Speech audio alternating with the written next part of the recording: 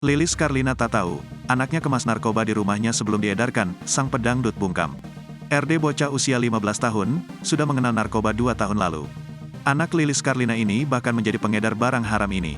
Sayangnya tingkah laku anak Lilis Karlina sebagai pengedar tak diketahui ibunya. Pedangdut ini pun sepertinya tertampar dengan fakta ini dan memilih bungkam. Menurut keterangan pihak kepolisian, RD anak Lilis Karlina diketahui sudah mulai kecanduan narkoba sejak usia 13 tahun.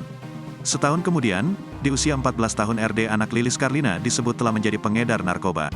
Kapolres Purwakarta AKBP Edward Zulkarnain menceritakan awal mula RD bisa menjadi seperti sekarang. Menurut Edward, RD pertama kali mengonsumsi obat-obatan terlarang itu pada saat usia 13 tahun. Jadi pada saat usia 13 tahun tersangka sudah mengonsumsi obat-obatan terlarang tanpa izin edar, ujar Edward, Selasa, tanggal 14 Maret tahun 2023.